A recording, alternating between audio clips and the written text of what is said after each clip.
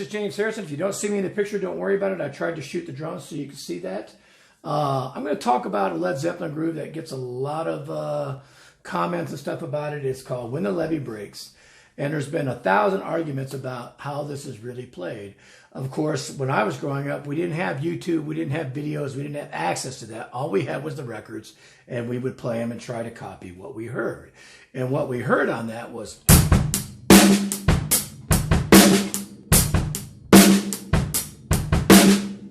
Okay? But there's some great interviews on YouTube. Rick Beato has a thing where they talk to the producer of that album, and he talks about the fact that they recorded it in a stairwell of an old building or a castle or something like that, and they put the mics halfway up the stairs, and then they played with this echo machine to create it. So the beat that John Bonham appears to have played on there is like this.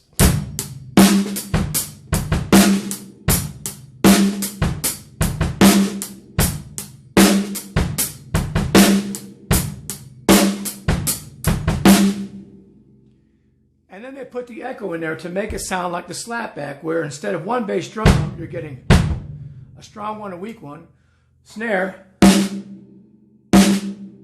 and then, so this might be a little faster, something like this.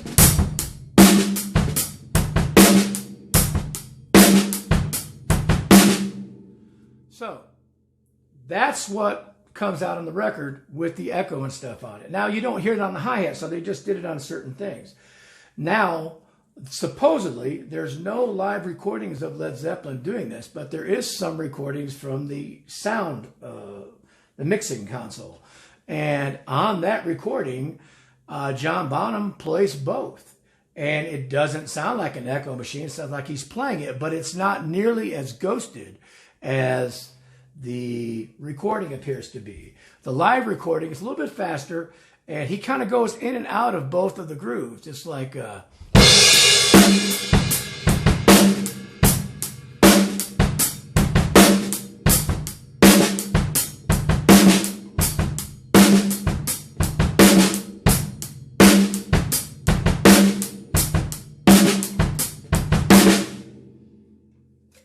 you can look that up yourself on YouTube.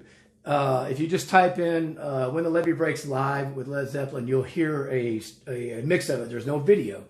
Now, when he did it on that recording, he appears to have played not like a little ghost, but very prominent.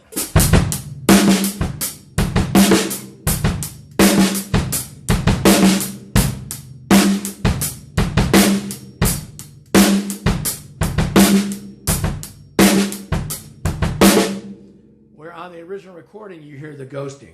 Now, a lot of people will argue about this and talk about this. None of us are experts on John Bonham. We are only going by what history provides us. But there are some interviews with the engineer that says they played with an echo machine to make that groove happen. So there you go. It's a fun groove to play no matter what. It's a very difficult groove to control tempo-wise for the whole length of the song.